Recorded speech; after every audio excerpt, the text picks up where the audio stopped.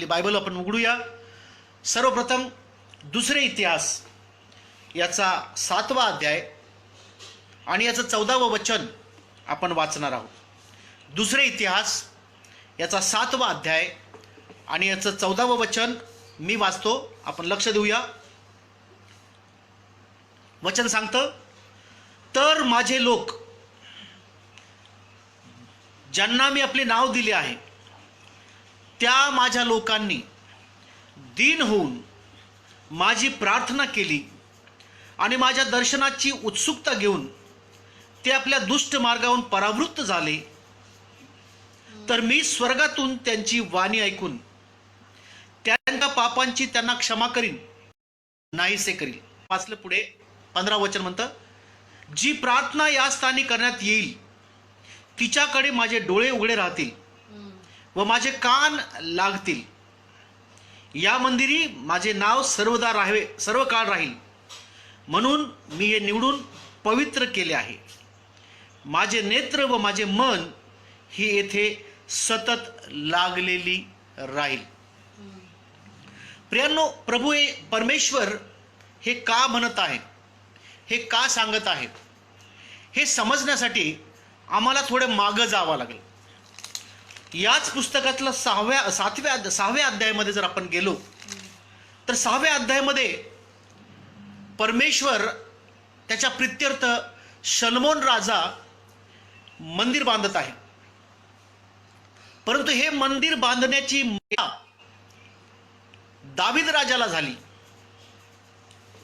दावीद हा इस्रायलाचा पहिला राजा होता, दुसरा राजा होता. पहिला शाऊल राजा होता. इस्रायल लोकांनी आम्हाला राजा असावं अशी मागणी केली. शाऊलाच्या आधी परमेश्वर स्वतः इस्रायलावर राज्य करत होता आणि आजही त्याला राज्य करण्याची इच्छा आहे. परंतु लोकांची ही मागणी होती की आम्हाला शारीरिक म्हणजे जगिक राजा हवाय. तेव्हा परमेश्वराने पहिला राजा शाऊल या नावाने त्यांना दिला. शाऊलानंतर त्याच्या गादीवर दावीद राजा बसला पर्वतावर. परंतु झाली की मी देवाप्रित्यर्थ एक सुंदरसं मंदिर बांधेल, आणि ही इच्छा दाविदाने परमेश्वरापर्यंत केली. परमेश्वर त्याला म्हणाला की दाविदा, काही कारणास्तव तू माझं मंदिर बांधू शकणार नाही, परंतु तुझ्या पोटी जो पुत्र मी देणार आहे त्याचं नाव शलोमोन असेल, तो शलोमोन माझ्यासाठी मंदिर बांधेल. आणि प्रियांनो, कालांतराने शलोमोनाने देवाप्रित्यर्थ यरुशलेमेमध्ये एक सुंदरसं मंदिर बांधलं.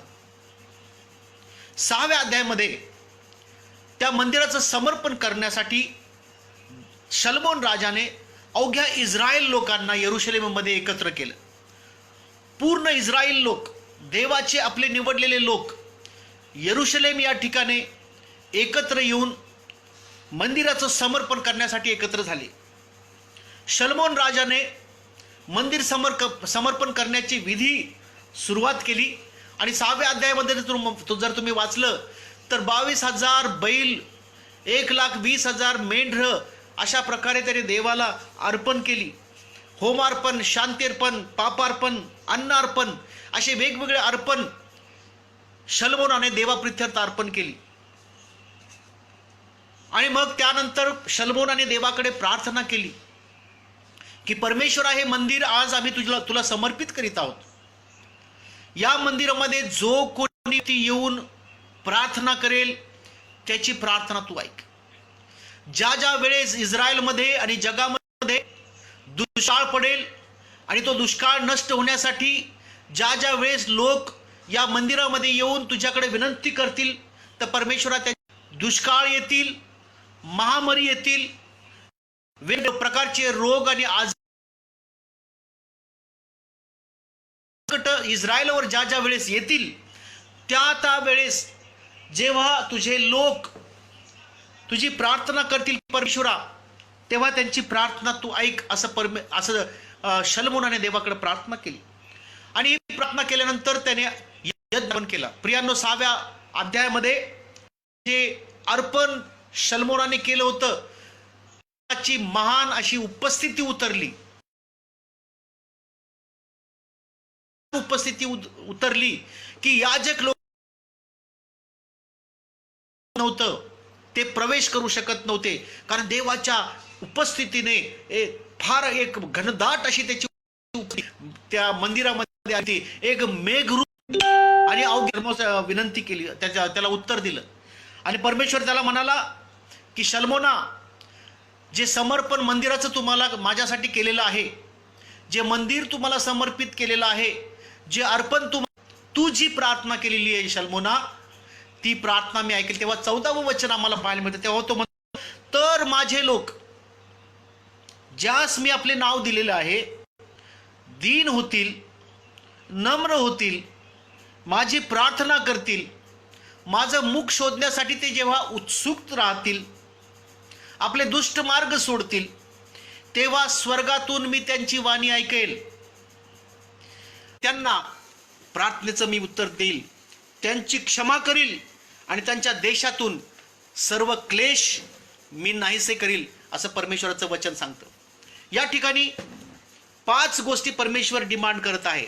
5 गोष्टी देव आमच्याकडून अपेक्षा करत आहे या दिवसांमध्ये प्रियांनो. सर्वप्रथम दीन होणे, नम्र होणे. परमेश्वर अपेक्षा करत आहे की माझे लोक नम्र व्हावे. तो आम्हाकडून, त्याच्या लोकांकडून नम्रता अपेक्षित करीत आहे. दुसरी गोष्ट तो म्हणतो की माझे लोक जर प्रार्थना करतील, आज प्रार्थनेची अत्यंत आवश्यकता आहे. तिसरी गोष्ट, माझ्या दर्शनासाठी जर लोक उत्सुक होतील. आज परमेश्वर डिमांड करत आहे आमच्याकडून की आम्ही त्याच्या दर्शनासाठी उत्सुक असावं. त्याच्या दर्शनासाठी उत्सुकता देव मागत आहे. दर्शनासाठी उत्सुकता परमेश्वर प्रार्थना करत, आणि तो म्हणतो की माझे लोक माझ्या दर्शनासाठी उत्सुक होतील. 5वी गोष्ट डिमांड करत आहे की ते आपल्या दुष्ट मार्गातून परावृत्त होतील. ह्या 5 गोष्टी आज परमेश्वर आमच्याकडून अपेक्षा करत आहे प्रियांनो. मग तो म्हणतो 3 गोष्टी तो म्हणतो की तेव्हा स्वर्गातून मी त्यांची वाणी ऐकेल, त्यांची क्षमा करेल आणि तिसरी त्यांच्या भूमीतून क्लेश नाहीसे करेल. इंग्लिशमध्ये असं सांगितलेलं आहे की I will heal the land, मी त्यांच्या भूमीला निरोगी असं करेल. हालेलुया. दुसऱ्या वचनामध्ये आपण जाऊया. इब्रिकरास पत्र याचा 12वा अध्याय आणि अत्यंत महत्वाचं हे वचन आहे. इब्रिकरास पत्र 12वा अध्याय आणि 26 वचन आपण वाचणार आहोत. याकडे तुम्ही कृपा करून लक्ष द्यावं. 12वा अध्याय आणि 26 वचन आम्हाला असं सांगतं की त्यावेळेस त्याच्या वाणीने पृथ्वी हलवली, परंतु त्याने दिलेले वचन आता असे आहे की आणखी एकदा मी केवळ पृथ्वी नव्हे तर आकाशही कापवीन. आणखी, याचा 27 वचन सांगतं, आणखी एकदा याचा अर्थ असा होतो की घडवलेल्या वस्तूप्रमाणे हलवलेल्या वस्तू काढून टाकल्या जातील, ते ह्यासाठी की न हलवलेल्या वस्तू टिकून राहाव्या. म्हणून न हलविता येणारे राज्य आपल्याला मिळत असल्या कारणाने आपण उपकार मानू, तेने करून देवाला संतोषकारक होईल अशी त्याची सेवा, आदर व भय धरून हे सर्व करू, कारण आपला देव अग्नी आहे. आमेन. फार महत्वाची गोष्ट आहे प्रियांनो.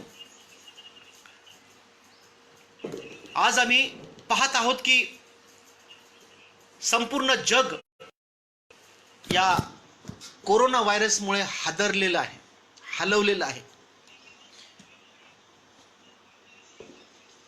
अखिल पूर्ण जगामध्ये, मग तो कोणताही देश असो, कोणत्याही प्रकारचे लोक असो प्रियांनो, सर्वत्र जणू काय पृथ्वी हादरल्यासारखी झालेली आहे. पृथ्वी जणू काय हलवल्यासारखी झालेली आहे. आणि इब्रिकरास पत्र 12वा अध्याय 26 वचनामध्ये परमेश्वर म्हणतो, काय सांगतो बघा, तो म्हणतो की त्यावेळेस, तो म्हणतो त्यावेळेस, कोणत्या वेळेस? त्यावेळेस त्याच्या वाणीने पृथ्वी हलवली होती. हा जो लेखक आहे इब्रिकरास पत्र, अनेक लोक म्हणतात पौल असेल, परंतु पाऊल याचा लेखक आहे का नाही अजून म्हणजे काही लोकांचं त्याच्यामध्ये वाद आहे की कदाचित पाऊल नसावा, कोणी दुसरा असावा, परंतु त्याच्या लिखाणावरून, ज्या भाषा शैलीवरून आम्हाला असं कळतं की हा अंदाज आहे की हा पाऊल असेल लिहिणारा. तो म्हणतो, तो इब्री लोकांना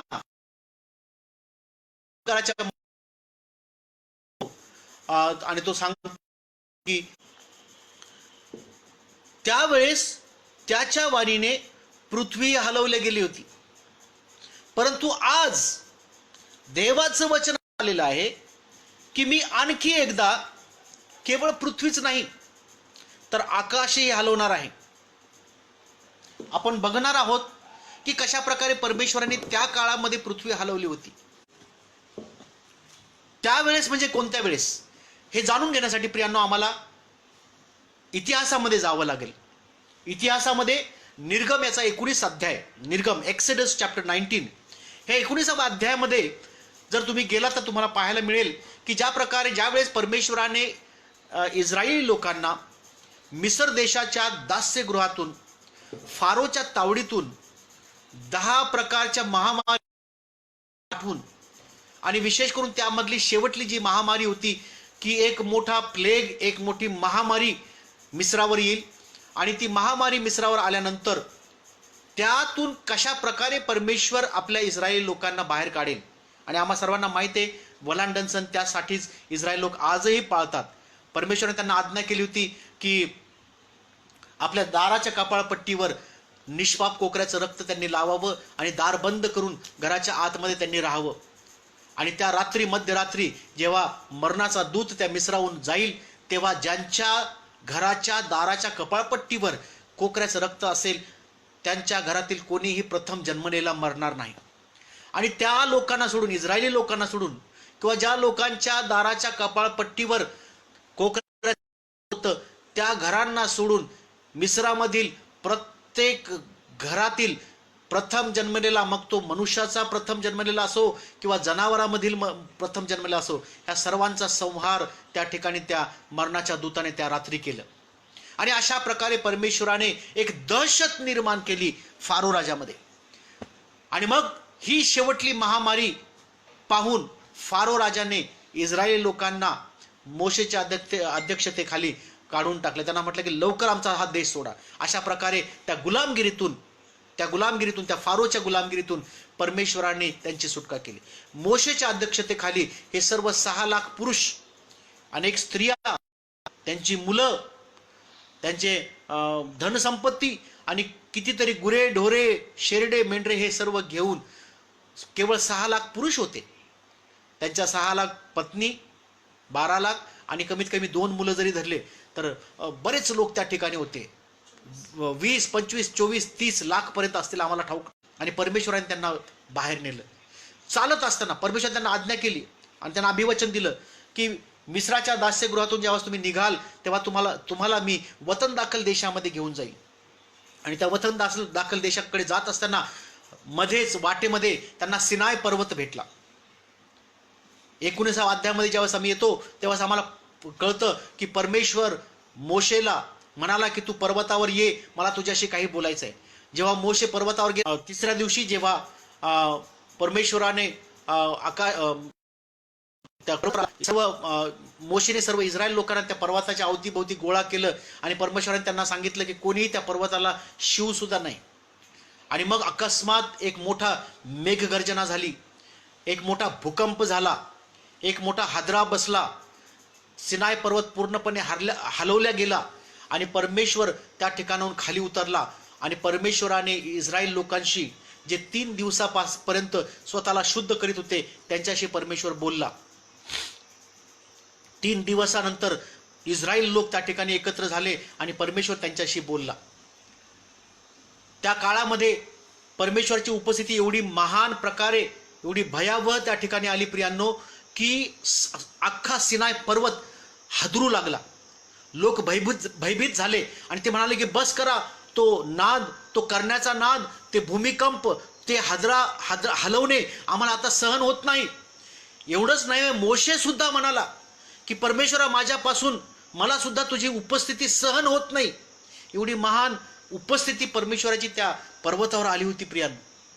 आणि तेच संदर्भ या ठिकाणी इब्रिकरास पत्राचा जो लेखक म्हणतो की त्या काळी त्यावेळेस देवाच्या वाणीने पृथ्वी हलवली होती, परंतु तो म्हणतो की यावेळेस आता केवळ पृथ्वीच नव्हे तर आकाश सुद्धा मी हलवेल.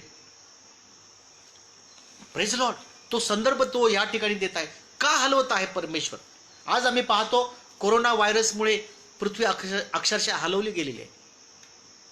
आम्हाला असं वाटतं की खरोखर पृथ्वी लोक घाबरे झालेले आहेत. एवढंच नव्हे, केवळ कोरोना व्हायरस हे व्हायरस आल्यामुळेच नव्हे तर अक्षरशः अनेक भूमिकंप या काळामध्ये 2020 मध्ये जर तुम्ही बघाल मागील न्यूज तर ह्या 2020 मध्ये अनेक भूमिकंप झाले. आत्ताच मागे काही भूमिकंप झाले, अनेक भूमिकंप होऊन गेलेले.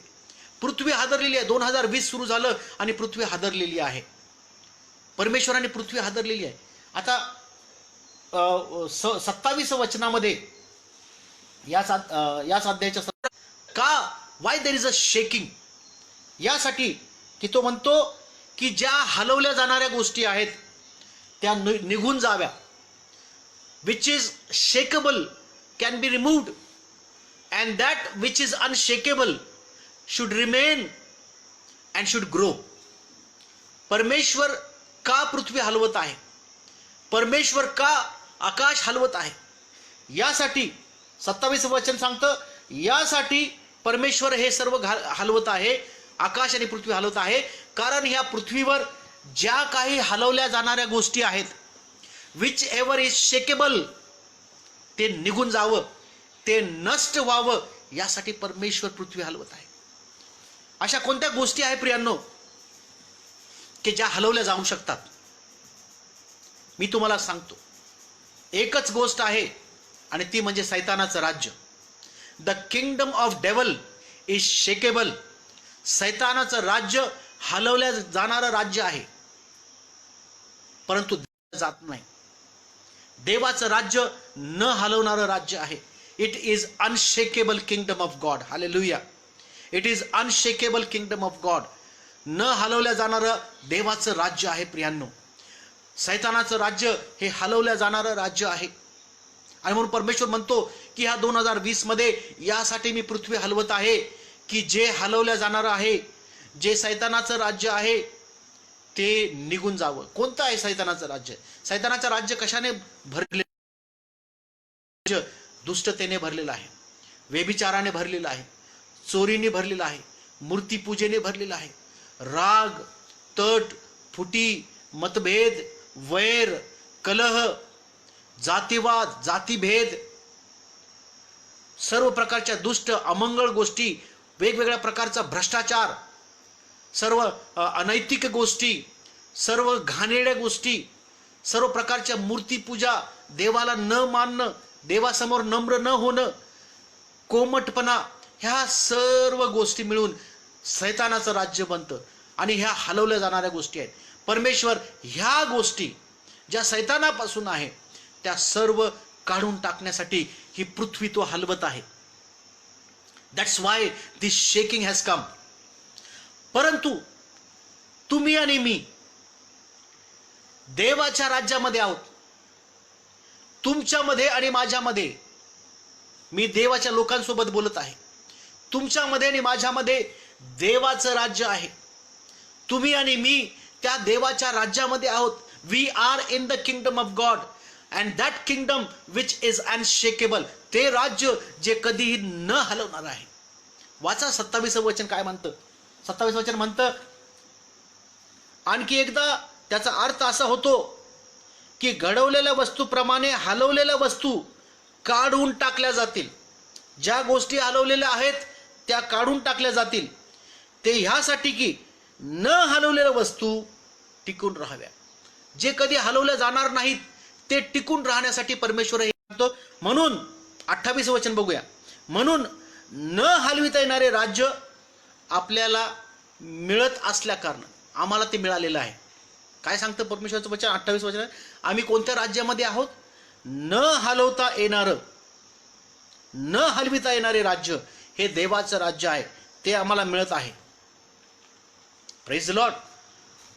एक आनंदाची गोष्ट ही आहे, जर तुम्ही ख्रिस्ती आहात, जर तुम्ही प्रभू येशू ख्रिस्ताला आपला तारणारा आणि प्रभू म्हणून आपल्या अंतःकरणामध्ये ग्रहण केलेला, जर येशू तुमचा प्रभू आहे आणि येशू शिवाय दुसरा कोणी, येशू ख्रिस्त हा तुमचा जर तारणारा आहे, तर तुम्ही देवाच्या राज्यामध्ये आहात. हालेलुया. जर येशू तुमचा तारणारा आहे, येशू ख्रिस्ताला जर तुम्ही स्वीकार केलेला आहे, तर तुम्ही देवाच्या राज्यात आहात. मला आता एक छोटीशी एक डेमॉन्स्ट्रेशन करून तुम्हाला सांगू द्या की तुम्ही कशा प्रकारे देवाच्या राज्यात आहे. मी त्या सर्वांचं अभिनंदन करतो जे ऑलरेडी देवाच्या राज्यामध्ये आहे, परंतु आज मी चॅलेंज करत आहे, आज मी विनंती करत आहे त्या सर्व लोकांना की ज्यांनी अजून देवाच्या राज्यामध्ये प्रवेश केलेला नाही, ज्यांचं तारण अजून झालेलं नाही. कारण जर तुमचं तारण झालं तर तुम्ही न हलवल्या जाणाऱ्या राज्यामध्ये वस्ती कराल. आणि मग जगामध्ये कितीही हलवल्या जाऊ द्या, कितीही भूमिकंप येऊ द्या, कितीही महामारी येऊ द्या, कितीही संकट येऊ द्या, कितीही त्रास होऊ द्या, विश्वासणाऱ्यांना किंवा जे लोक देवाच्या राज्यामध्ये आहे त्यांना कोणत्याही गोष्टीची कधी भीती वाटणार नाही. तर देवाचं राज्य काय आहे? देवाचं राज्य वस्तुस्थितीमध्ये नाही. देवाचं राज्य बायबल सांगतं खाण्या आणि पिण्यामध्ये देवाचं राज्य नाहीये. देवाचं राज्य केवळ बोलण्यात नाहीये. परमेश्वर का राज्य केवल बातों में नहीं है. परमेश्वर का राज्य खाना और पीने में नहीं है. तो परमेश्वर का राज्य कहाँ है? परमेश्वर का राज्य हमारे अंदर है. जब यीशु मसीह को, जेव्हा येशू ख्रिस्ताला तुम्ही तारणारा म्हणून आपल्या अंतःकरणात स्वीकार करता, when you receive Jesus as Lord and Savior into your life, into your very life, when you surrender your life to Jesus, जेव्हा आपलं जीवन तुम्ही येशू ख्रिस्ताला समर्पित करता, येशू शिवाय दुसरा देव नाही असं जर तुम्ही म्हणता, प्रभू येशू ख्रिस्त स्वर्गातून या पृथ्वीवर आला 2000 वर्षापूर्वी, माझ्या अपराधासाठी तो मेला, जर असं तुम्ही आपल्या मुखाने कबूल करता तर तुम्ही देवाच्या राज्यामध्ये आहात. एक छोटंसं डेमॉन्स्ट्रेशन करून मला तुम्हाला सांगू द्या की काय देवाचं राज्य आहे आणि कशा प्रकारे आम्ही देवाच्या राज्यामध्ये प्रवेश करू शकतो. अत्यंत महत्त्वाचं आहे, लक्षपूर्वक ऐका. आमच्याकडे आमचा हात आहे, आम्हाला 5 बोट आहेत, नाही सगळ्यांना 5 बोट आहेत. Everybody is having 5 fingers. या उदाहरणातून मी तुम्हाला सांगतो की देवाच्या राज्यामध्ये आम्ही कशा प्रकारे प्रवेश करू शकतो. हा अंगठा देवाचं राज्य आहे. बघा वर आहे देवाचं राज्य. This is the kingdom of God. हे स्वर्ग आहे, हे देवाचं राज्य आहे. हे ते राज्य आहे जे कधी हलवलं जाणार नाही.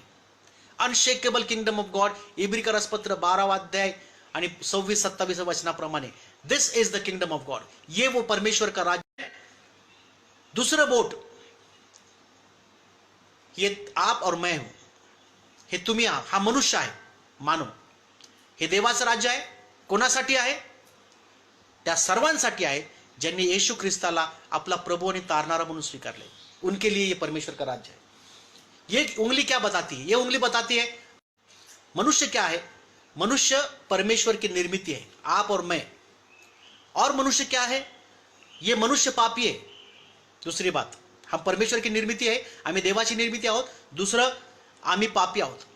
तिसरी गोष्ट, आम्ही स्वतःहून आमच्या कर्माने, आमच्या कृतीने, आमच्या धडपडीने, आमच्या प्रयत्नाने या स्वर्गामध्ये प्रवेश करू शकत नाही.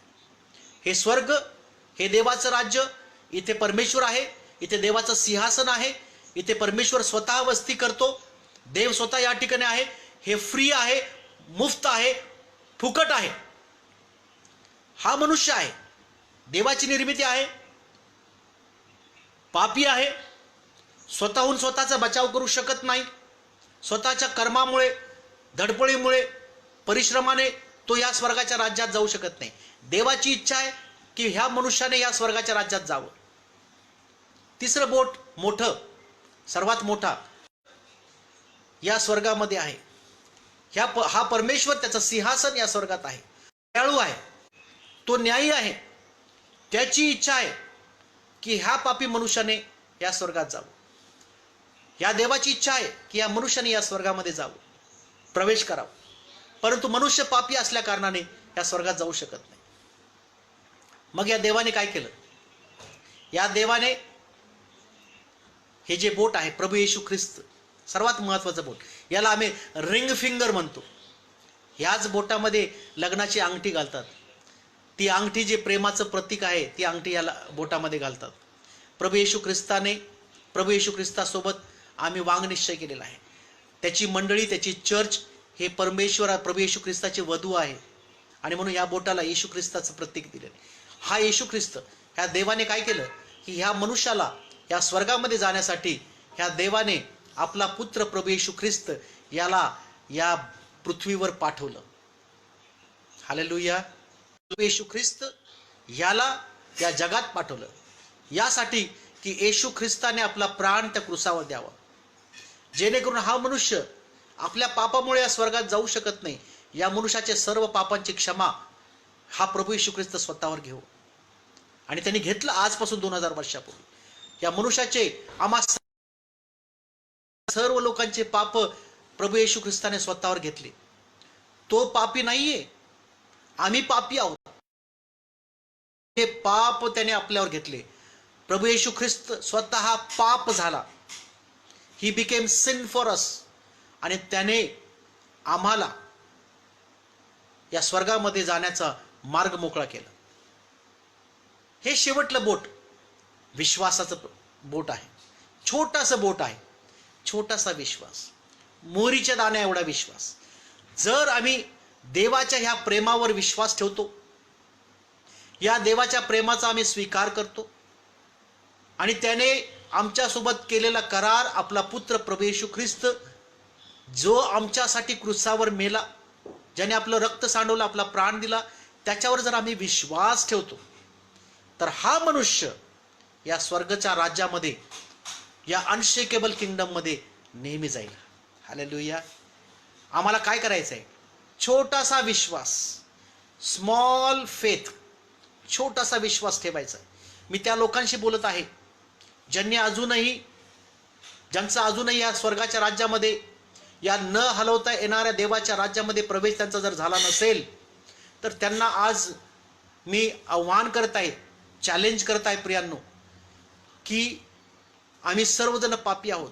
प्रत्येक जण पापी आहोत. बायबल सांगतं रोमकरास पत्रामध्ये प्रत्येकाने पाप. ती शिक्षा देवाने आपला पुत्र येशूवर लादली.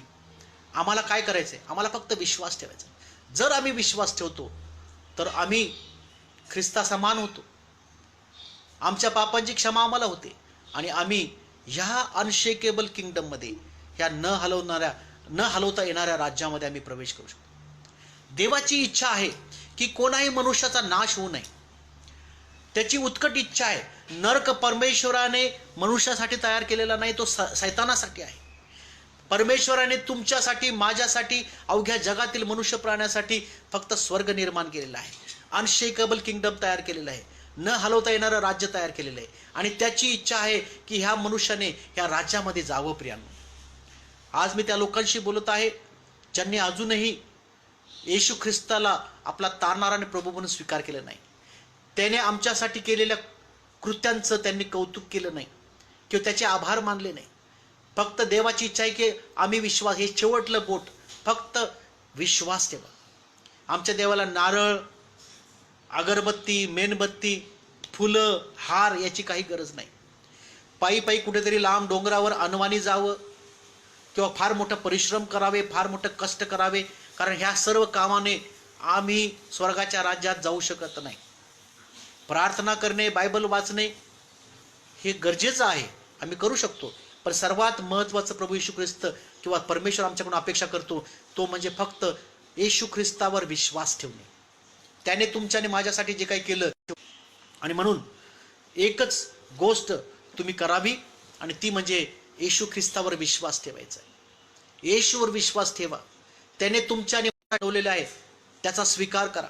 बायबल आम्हाला सांगतं जो मुखाने कबूल करतो आणि अंतकरणात विश्वास ठेवतो त्याचे तारण होते, त्याचं देवाच्या राज्यामध्ये प्रवेश होतो, त्याचं न हलवल्या जाणाऱ्या राज्यामध्ये प्रवेश होतो.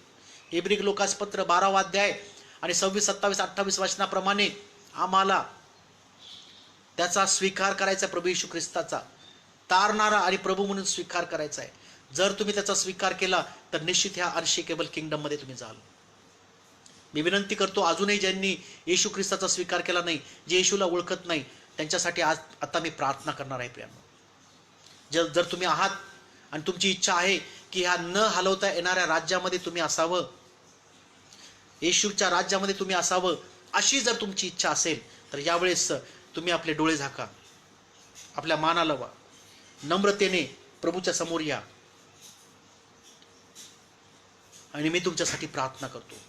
जर तुम्ही असे असाल, जर तुमची इच्छा आहे की देवाच्या न हलवता येणारा अत्यंत गरजेचं आहे, प्रभू येशूला आपल्या अंतःकरणात स्वीकार करणं अत्यंत गरजेचं आहे आणि त्यासाठी काही लागत नाही, फक्त तुम्हाला आपल्या मुखाने कबूल करायचं. बायबल सांगतं जो आपल्या मुखाने कबूल करतो, अंतःकरणात विश्वास ठेवतो, त्याचे तारण होते.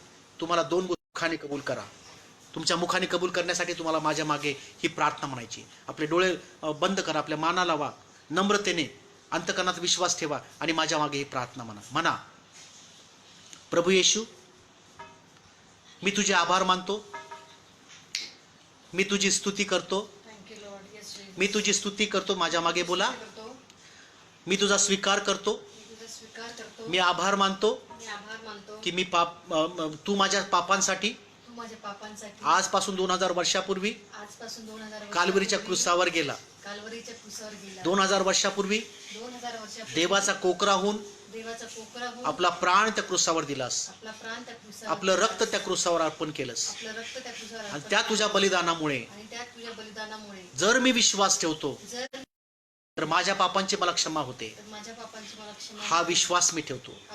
प्रभू येशूवर मी विश्वास ठेवतो की येशू माझ्यासाठी त्या क्रूसावर मेला, तो पुरला गेला, तिसऱ्या दिवशी जिवंतातून पुन्हा उठला,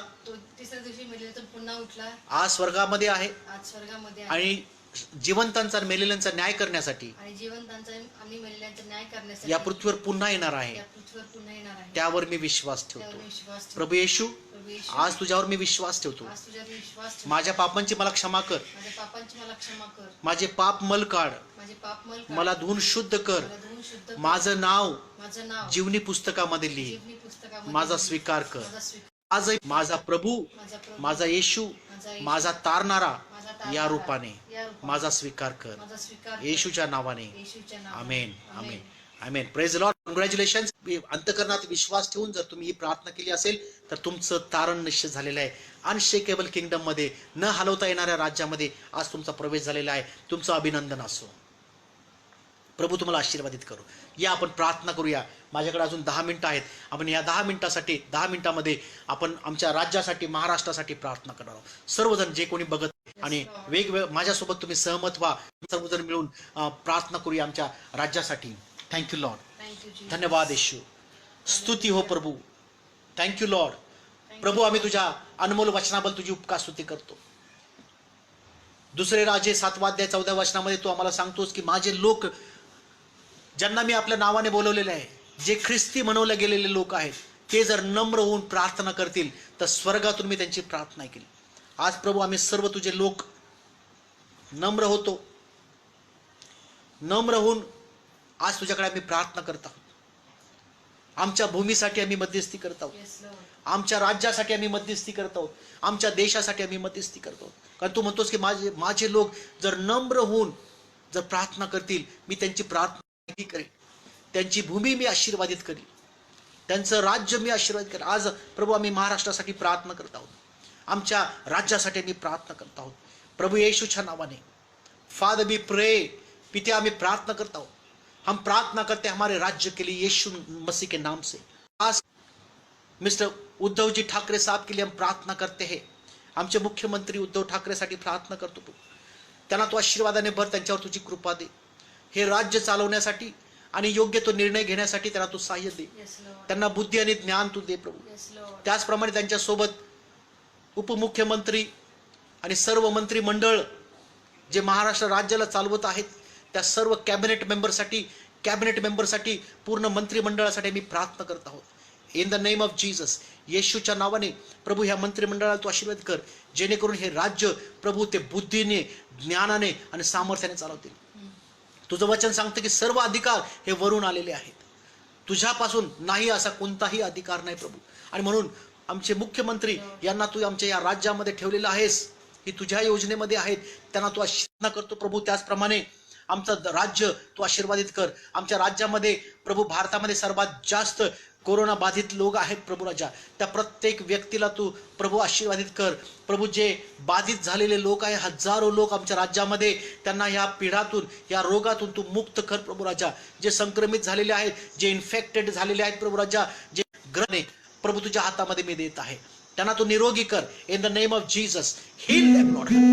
आमच्या भूमीला तू आरोग्य निरोगी कर प्रभू राजा. हालेलुया. तुझी कृपा या भूमीवर असू दे, तुझं अनुग्रह या भूमीवर असू दे प्रभू राजा. आमच्या महाराष्ट्र राज्याला निरोगी कर, कारण तू म्हणतोस की माझे लोक नम्र होऊन माझी प्रार्थना केली तर त्यांच्या भूमीला मी निरोगी करेल, त्यांच्या भूमीला मी आशीर्वादित करील. या भूमीला तू आशीर्वादित कर, तुझं आरोग्य या भूमीला तू दे, तुझी कृपा या भूमीवर असू दे, अशी मी तुला प्रार्थना विनंती करतो.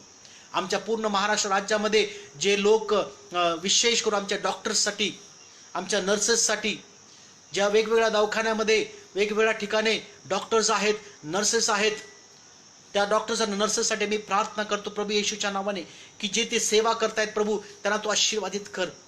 जे ते सेवा करतायत प्रभू, त्यांना तू कोणत्याही प्रकारचं इन्फेक्शन होऊ देऊ नकोस. महाराष्ट्र राज्यामध्ये जास्त सर्वात महत्त्वाचं मुंबई शहर आणि बाकीचे सबब्स जे आहेत याच्यासाठी मी प्रार्थना. We pray for Mumbai in the name of Jesus. Mumbai be healed in the name of Jesus. We pray for Pune in the name of Jesus. Heal Pune land lord. Hallelujah. येशूच्या नावाने पुणे शहराला प्रभू. 3rd नंबर आमच्या औरंगाबादचा येतो, औरंगाबादला तू आरोग्य दे प्रभू येशूच्या नावाने.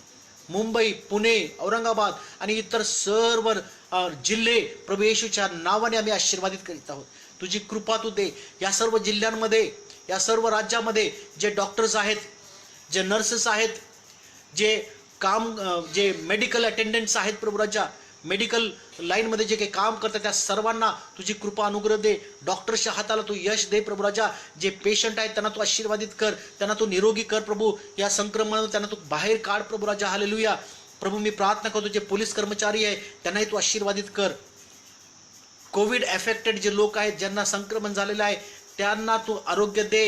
आय प्रे Jesus name. I command healing over you in Jesus name. जे पीडित आहेत त्यांना आरोग्य मिळण्याची आज्ञा मी देत आहे येशूच्या नावाने. हालेलुया. त्यांच्या परिवाराला तू आशीर्वादित कर. जे या रोगामधून मृत पावलेले आहेत अशा लोकांच्या फॅमिलीसाठी मी प्रार्थना करतो. जे दुःख त्यांच्यावर आहे प्रभू, ते दुःख तू निवारण कर पित्या. हालेलुया. तुझी कृपा त्यांना तू दे, तुझा आधार त्यांना तू दे, त्यांना कम्फर्ट अँड कन्सोल तू कर प्रभू राजा. हालेलुया. अशी मी तुला प्रार्थना विनंती करतो. धन्यवाद देतो प्रभूजी. स्तुती, गौरव, आदर आणि महिमा आम्ही तुला देतो पित्या. तू आम्हापर्यंत तू पोहोचू दिलास त्याबद्दल आम्ही तुझे मनापासून आभार मानतो. Be blessed Maharashtra. महाराष्ट्र आशीर्वादित हो. I bless you Maharashtra. Maharashtra be blessed in Jesus name. Maharashtra आशीषित हो जाए यीशु मसीह के नाम से. Hallelujah. Be blessed in the name of Jesus Christ. हर व्यक्ति आशीषित हो जाए यीशुआ के नाम से, यीशु मसीह के नाम से. Be healed in Jesus name. Be healed in Jesus name. आपकी शांति इस राज्य में बनी रहे, आपका अनुग्रह इस राज्य में बना रहे, आपकी कृपा इस राज्य में बनी रहे. आप सामर्थी परमेश्वर हो, आप अनुग्रही परमेश्वर है. इस देश को संभाल के रखना, महाराष्ट्र देश को संभाल के रखना. महाराष्ट्र इस देश पर हमेशा बने रहे. महिमा देते हैं प्रभु जी. स्तुति और सारा आदर हम आपको देते हुए इस प्रार्थना को, या प्रार्थनेला प्रभू येशू ख्रिस्ताच्या नावाने आम्ही मागतो. आमेन. आमेन. आमेन. आमेन. आमेन. प्रभू तुम्हाला आशीर्वादित करो. थँक्यू. वचनामध्ये तुम्ही आलात, ऐकलात. पुन्हा एक बार आझादी टीमसाठी मी त्यांचे आभार मानतो की तुम्ही आमच्या सोबत आहात, तुम्ही संधी दिली. थँक्यू सो मच पास्टर विशाल दौंडे आणि बाकी इतर. थँक्यू. God bless you. सर्व वर्शिपर्स जे पूर्वी होऊन गेले आणि यानंतर सुद्धा जे आलेले आहेत, येणार आहेत, त्या सर्वांना praise lord. God bless you. Thank you so much everybody who is listening to me. सर्वजण ऐकला. थँक्यू. God bless you. प्रभू तुम्हाला आशीर्वाद देऊ. थँक्यू.